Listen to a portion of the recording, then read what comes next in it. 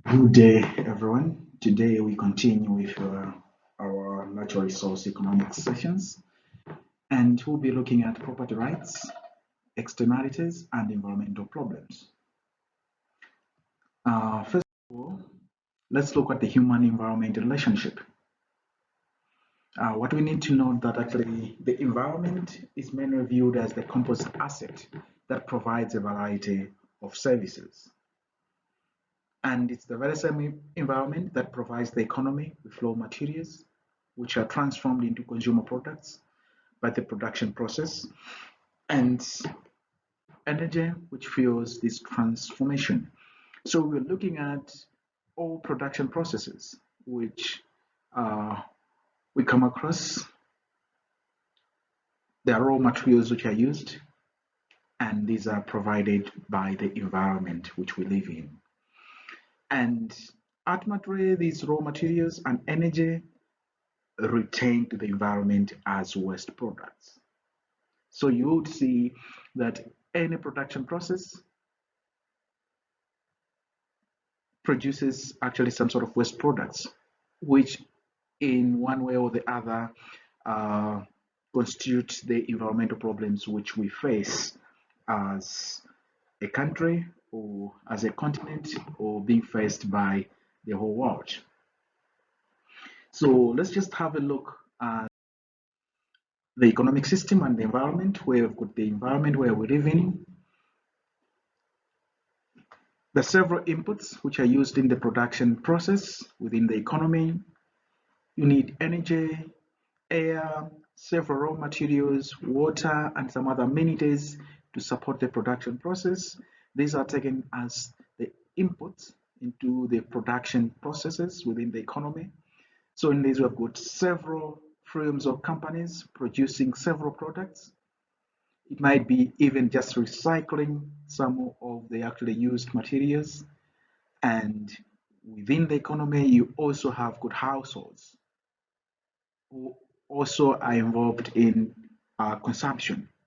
And then you have got the intended outputs or the intended product, actual products from the production processes.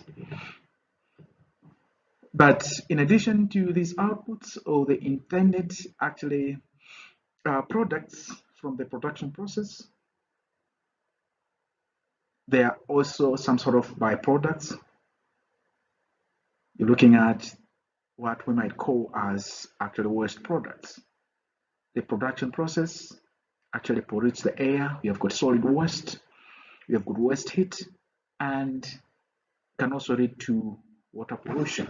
So these are some of the environmental problems which come in out of the production processes which go through or which happen within an economy. Now let's look at approaches which can be applied to increase our understanding of the relationship between the economic system and the environment.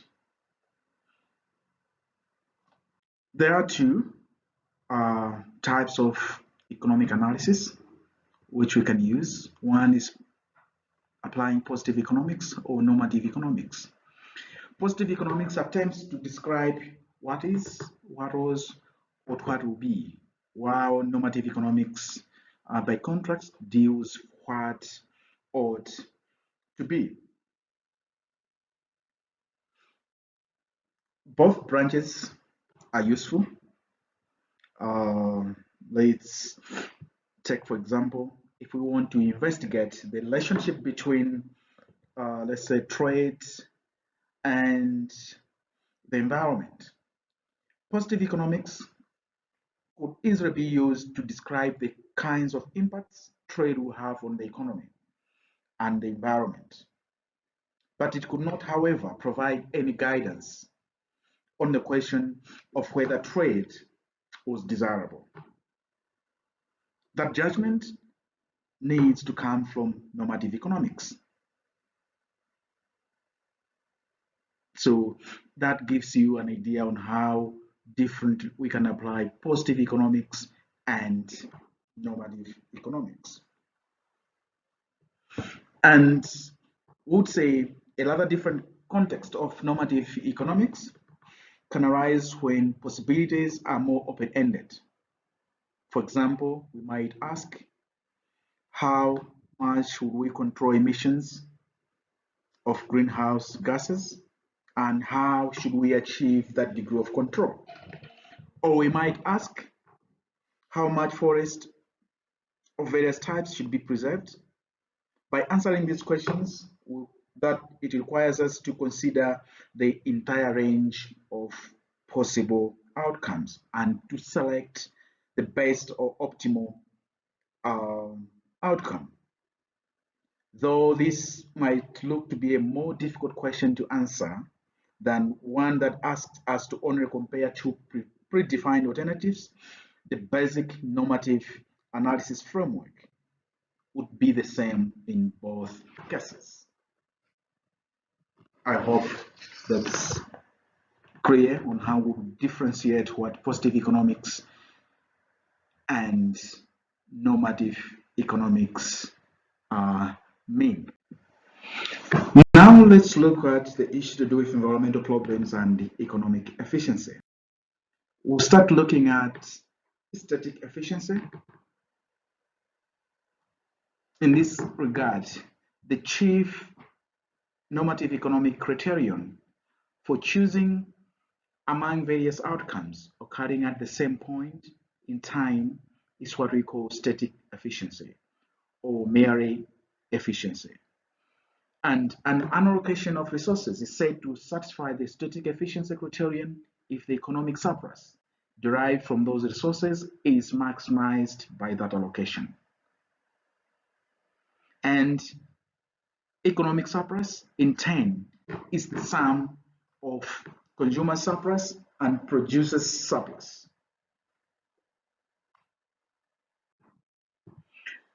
Consumer surplus is the value that consumers receive from an allocation minus what it costs them to obtain it.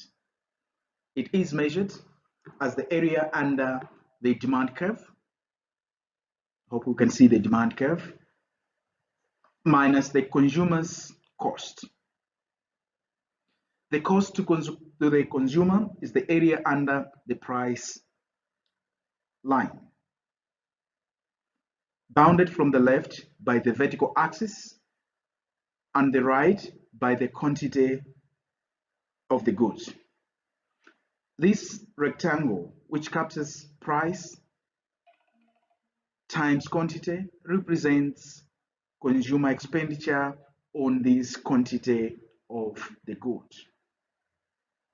If I may repeat, we are saying consumer surplus is the value that consumers receive from an allocation minus what it costs them to obtain it. And it is measured as the area under the demand curve minus the consumer's cost, and the cost to the consumer is the area under the price line, bounded from the left by the vertical axis and the right by the quantity of the good.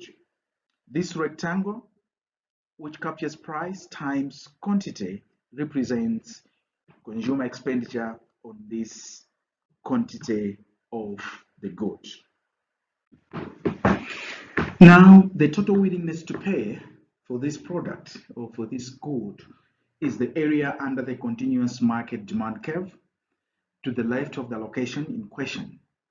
Looking at this figure, the figure 2, the total willingness to pay for QG units of the commodity is the shaded area.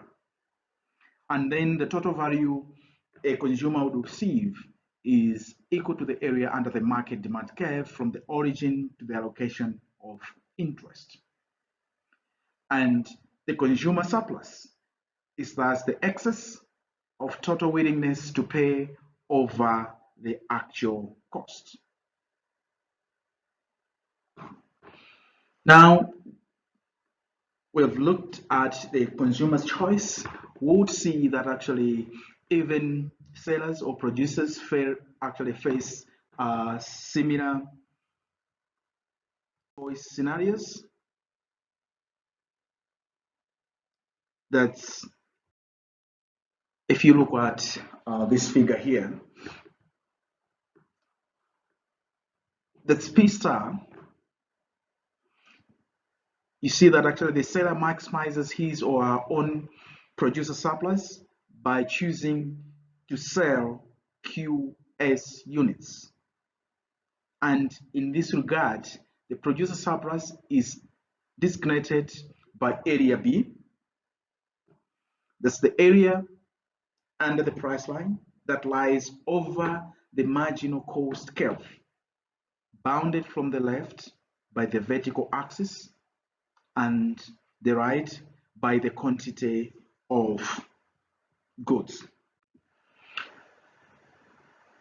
We're saying given price as P star, as you can see on the figure, the seller would only maximize his or her own producer surplus by choosing to sell QS units of the good being put on the market.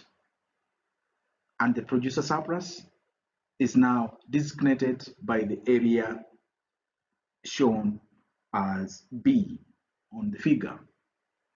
That's the area under the price line that lies over the marginal cost curve, bounded from the left by the vertical axis and the right by the quantity of the good. Now let's look at property rights. The manner in which producers and consumers use environmental resources usually depends on the property rights governing those resources. Property rights refer to a bundle of entitlements defining the owner's rights, privileges, and limitations for use of the resource.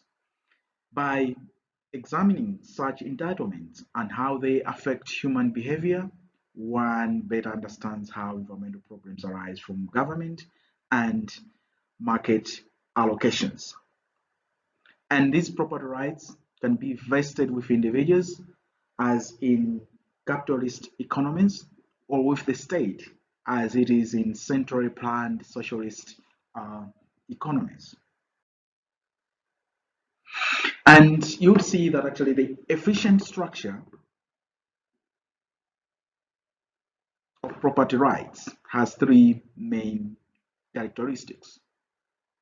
That's exclusivity, transferability, and enforceability.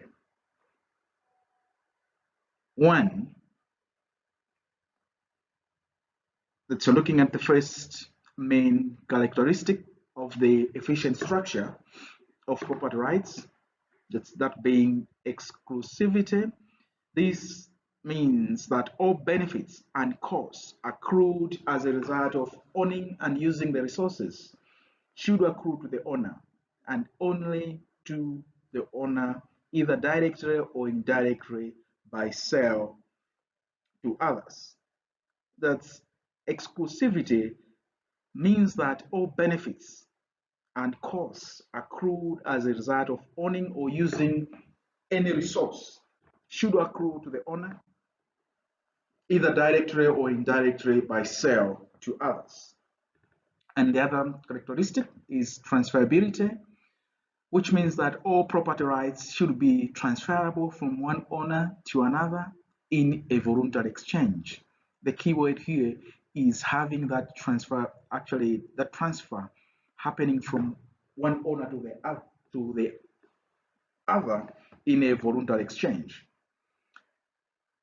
And the third characteristic is the enforceability, which means that property rights should be secure from involuntary seizure or encroachment by others.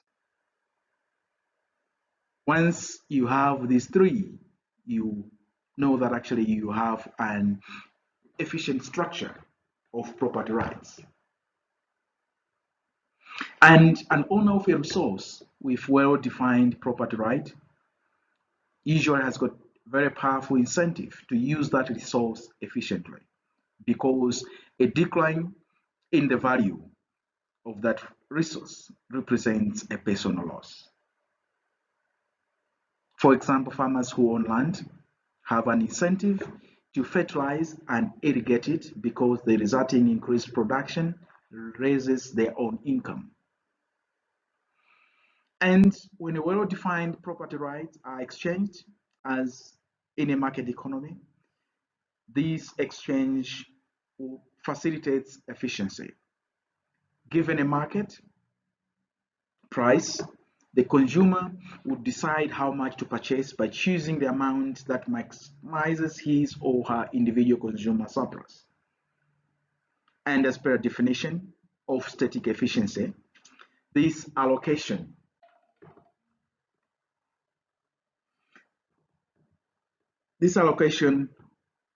would be regarded as being efficient. And if we can look in this figure, the economic surplus would be maximized by the market allocation as seen in the figure. It is equal to the sum of consumer and producer surpluses. So you're looking at areas A and B. A, we're looking at the consumer surplus, and B, that's the producer surplus. So we are saying the economic surplus is maximized by the market allocation, which equals to the sum of the consumer and the producer surpluses. That's areas A and B in the figure which we are seeing now. Now let's look at producer surplus, scarcity rent, and long-run competitive equilibrium. The area under the price line is what is the total revenue, and the area under the marginal cost curve is the total variable cost. And producer surplus is related to the profits one gets. So in the long run, when some costs are fixed, producer surplus is equal to plus profits plus fixed costs. But what happens in the long run is that when all the costs are variable, producer surplus is equal to profits plus rent, the return to scarce inputs owned by the producer. We're saying in the long run, when all the costs are variable, producer surplus is equal to the profits plus rent. That's the return to scarce inputs owned by the producer of that product. But most natural resource industries, however, do give rise to rent, and therefore producer surplus is not eliminated by any kind of competition, even with free entry into the market. This producer surplus, which persists in the long run, competitive equilibrium, is what we call scarcity rent. Now we'll try and look at externalities as a source of market failure. As we noted earlier on, exclusivity is one of the chief characteristics of an efficient property rights structure, and this characteristic is frequently violated in practice. And one broad class of violations occurs when an agent making a decision does not bear all the consequences of his or her actions. So an externality will exist whenever the welfare of some agent, either a firm or a household or an individual, depends not only on his or her activities, but also on activities under the control of some other agent. An example to to these would be two films which are located by the river. The first produces steel, while the other, somewhat downstream, operates a hotel. Both of these films use the river in different ways.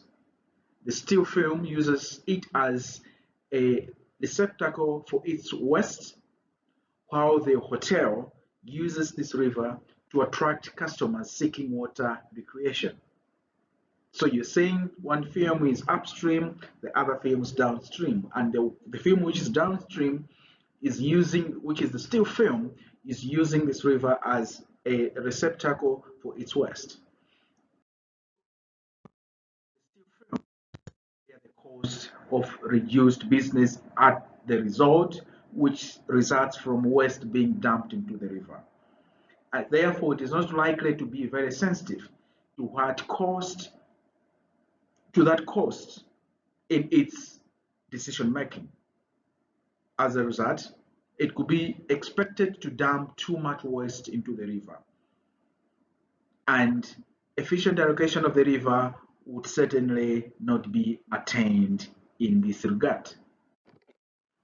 So we would see in the example which has been provided, the increased waste in the river has imposed an external cost on the resort. A cost of the steel frame could not be counted upon to consider appropriately in deciding the amount of waste to dump. So it is only the resort which is getting this external cost. The effect of this external cost on the steel industry is illustrated in the figure, which you can see, which shows the market for steel. In this regard, steel production inevitably enjoys producing pollution as well as steel. So you've got steel as the intended product, but now it's polluting the water. The demand for steel is shown by the demand curve, D, and the private marginal cost of producing the steel that's exclusive of pollution control and damage is depicted as MCP, right? That's the line which you are seeing down there. Because the society now considers both the cost of pollution and the cost of producing the steel, the social marginal cost function, which is MCS, includes both of these costs as well.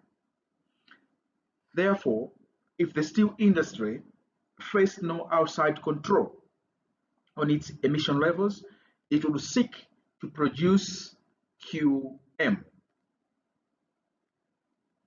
That choice in a competitive setting would maximize its private product producer surplus, but that is clearly not efficient enough, since the net benefit is maximized at Q star, not QM.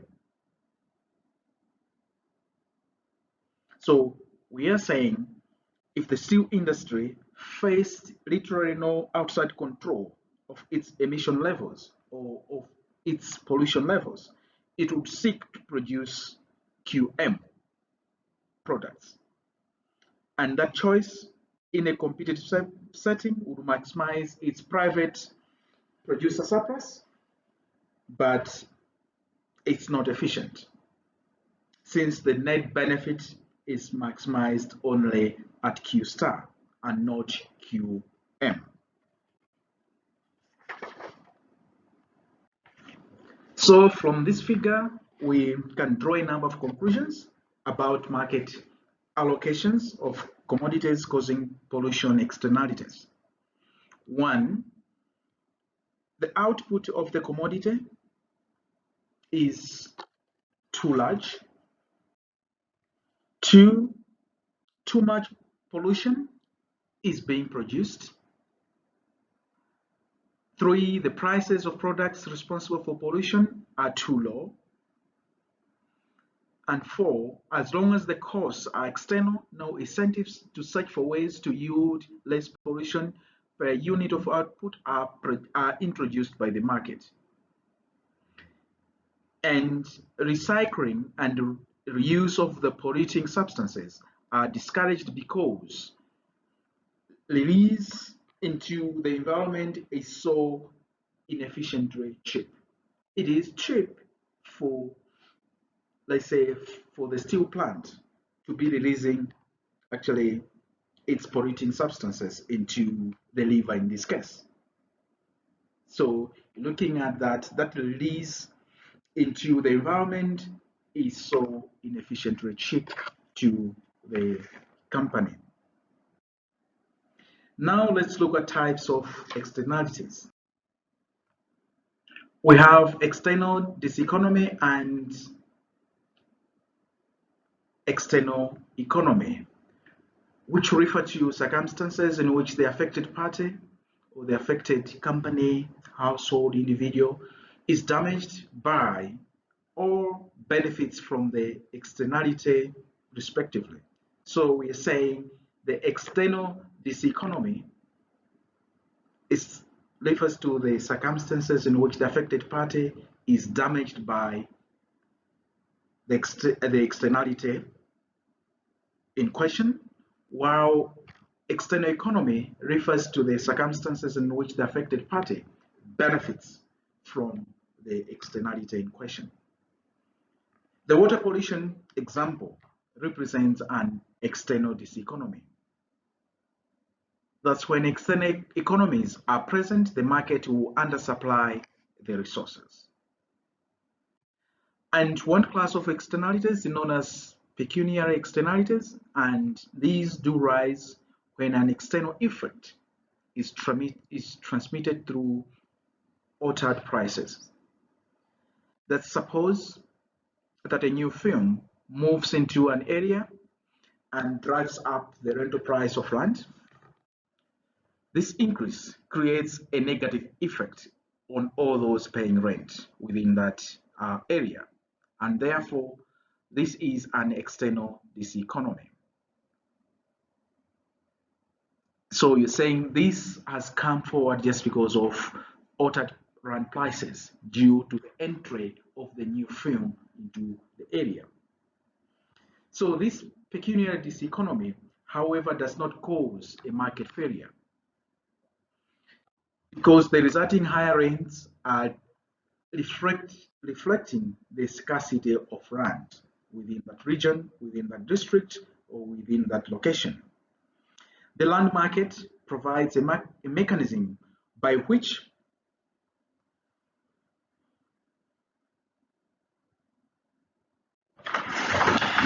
we're saying the land market provides a mechanism by which the parties can bid for land. So this increase creates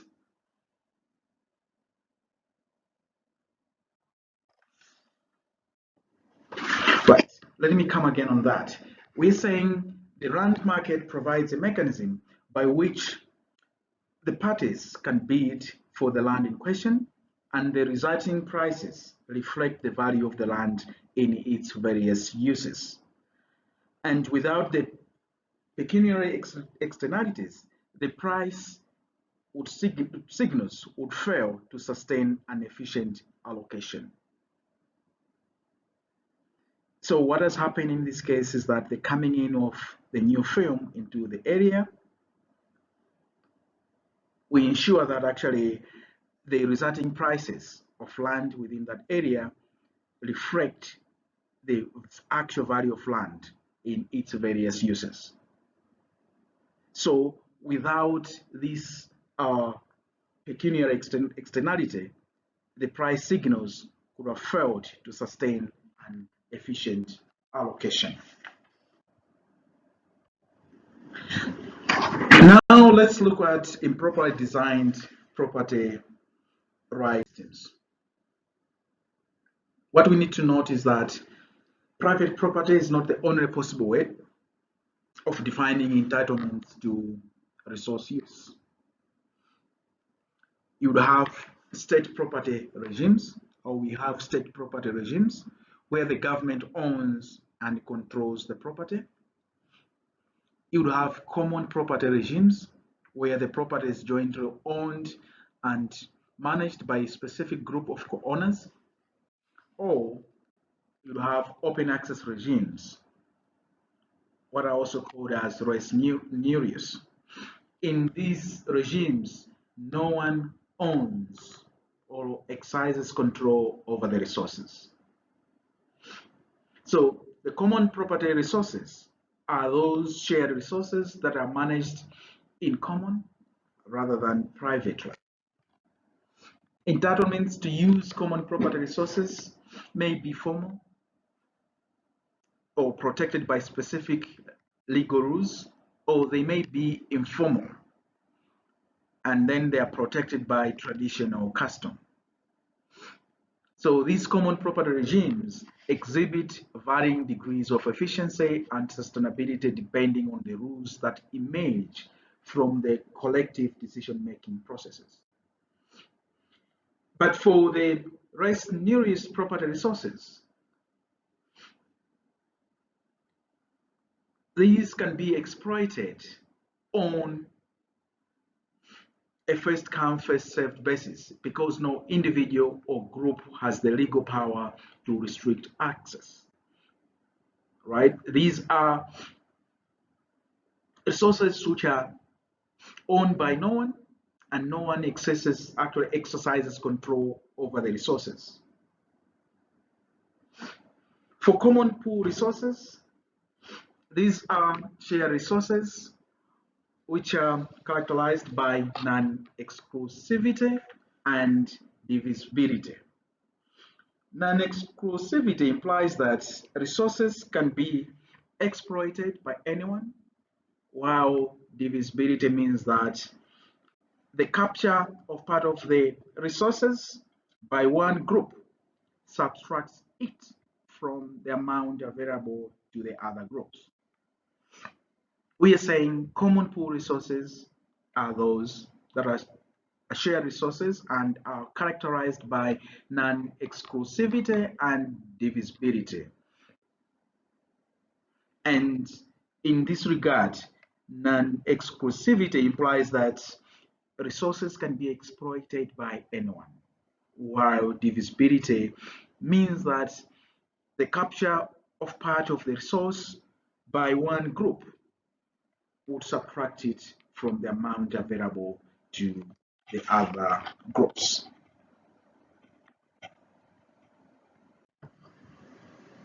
Now, let us look at public goods. Public goods are those that exhibit both consumption, indivisibilities, and non-excludability, and they present a particularly complex category of environmental resources or of natural resources. Non-excludability refers to a circumstance where once the resource is provided, even those who fail to pay for it cannot be excluded from enjoying the benefits it confers. As such, consumption is said to be indivisible when one person's consumption of a good does not diminish the amount available for others. Several common environmental resources are usually public goods.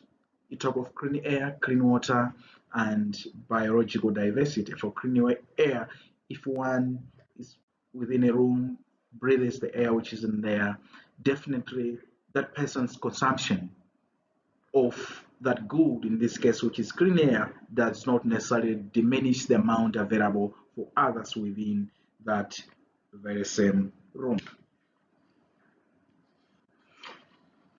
Now let's look at imperfect market structures.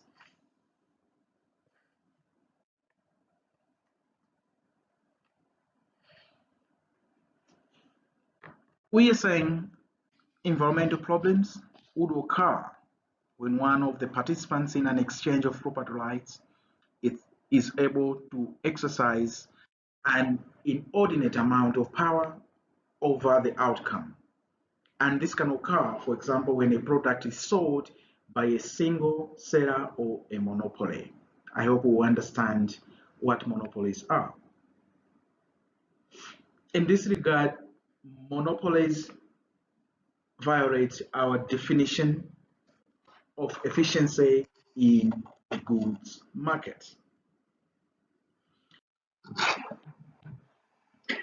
As we can see in this figure, that's figure 8, the efficient allocation would result when OB is supplied.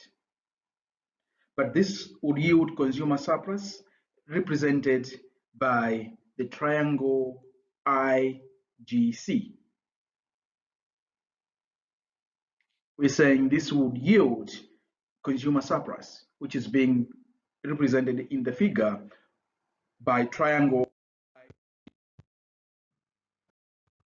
and producer surplus denoted by triangle GCH.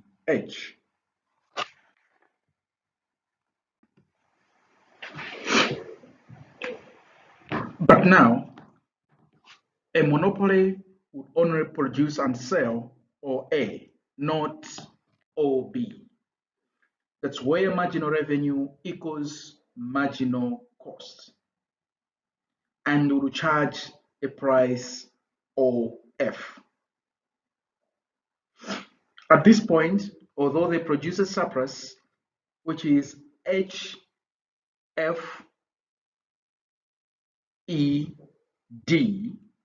is maximized, the sum of consumer and producer surplus is clearly not really maximized, because this choice causes society to lose economic surplus equal to triangle EDC. Therefore, monopolies supply an efficiently small amount of the good, as could have been the case when there was an efficient allocation of the resources. In this regard, imperfect markets clearly play some role in environmental problems. For example, the major oil exporting countries have formed some sort of cartels, resulting in a higher than normal prices and lower than normal production. A cartel is a collusive agreement among producers to restrict production and raise prices. This collusive agreement allows the group to act as a monopoly in this regard. To finish up our session on property rights and externalities, let us quickly look at government failure. Government failure shares with market failure more or less the same characteristic, that improper incentives are the root of the problem. We have got special interest groups which use the political process within another country to engage in what has become to be known as rent seeking. Rent seeking is the use of resources in robbing and other activities which are directed at securing protective legislation. Wherever you have got special interest groups using their resources or any other activities which they do within a particular jurisdiction to secure protective legislation within a particular industry, would call what they do as rent seeking. And successful rent seeking activity will always increase the net benefits going to the special interest group, but it will also frequently lower the surplus to society as a whole.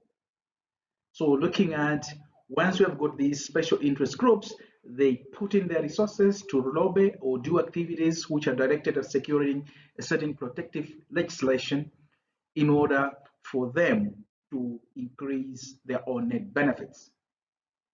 And rent seeking can take many forms. One of the forms is where producers can seek protection from competitive pressures brought by imports, or can seek price floors to hold prices above the efficient levels. Or you can have consumer groups who seek price ceilings or, or special subsidies to transfer part of their costs to the general body of taxpayers. So you're looking at, it can be producers or it can be consumer interest groups who can be involved in rent seeking, dependent on what they want to achieve at the end of the day. Producers will always seek protection from competitive pressures brought by imports and would therefore seek maybe some sort of price floors to hold prices above their efficient levels, while consumer groups can seek price ceilings or special subsidies to transfer part of their costs to the general body of taxpayers within a country. And governments may also pursue some social policy objectives that have side effect of causing an environmental inefficiency. An example, let's suppose that a government, for reasons of national security, decides to subsidize the production of steel. This would eventually cause a further increase in production. Just because the steel companies are getting subsidies, just because of those subsidies, definitely they will increase production. That will certainly lower prices and more pollution will be produced. In this case, if you look back at the example we had given, where you had a steel plant or steel film upstream dumping its waste into a river, and you have got a resort hotel downstream which is using the very same river for its recreation activities. And now in this setup, you have government, for reasons of national security, subsidizing production of steel. So it means production at this plant increases, and definitely it will lower the prices, but just because of the increased production of the steel, there will be more pollution in the water and greatly affecting also the other company operating downstream, which happens to be a hotel. So you see, this is a policy which actually a government can introduce, and then such kind of a policy, though assisting a certain sector, it will definitely also have some sort of side effects of causing an environmental inefficiency.